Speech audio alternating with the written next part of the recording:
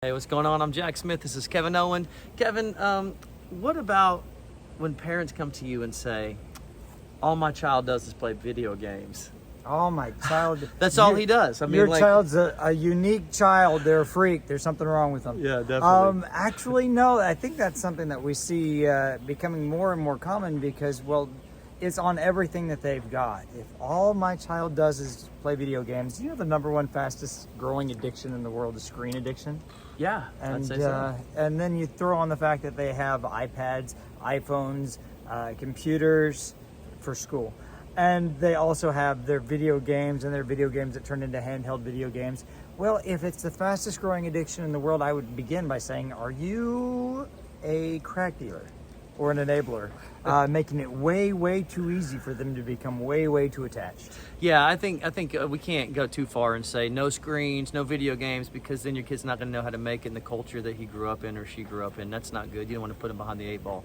But I think that we need to put boundaries and limitations on screen time, whether it be phones or iPads or video games. I think the danger that I would look at is if a kid is using video games as a way of communicating with others and he's not actually having real life interactions.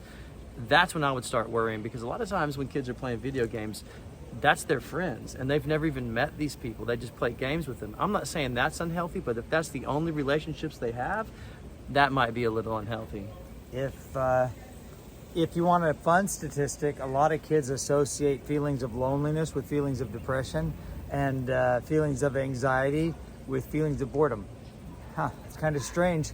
And if all their connection is meta connection, like through a screen, well, it's like throwing gasoline on a fire. We want to create context and scenarios in which your kids do something different. Like, for example, you shouldn't be asking your kid if they want to go and do things with you. I'm going to call it out. You want them to go to the grocery store with you? Hey, Billy, you want to go to the grocery store? No, get in the car. We're going to the grocery store. You can take a break. You can be around people, because someday you're going to have to know how to talk to the person at the bank. Yeah, absolutely. You got to get that money. Honestly, with the video games, I think boundaries are healthy. I don't think there's anything wrong with games as long as they're appropriate, age appropriate, and things like that. But I would say this, I would say you want them to experience life. You want them to be able to try out new things and try different things. And if video game is one of those things that they do, that's fine. But if that's all that they do, there's so much more out there in the world that they should be experiencing. You can push them.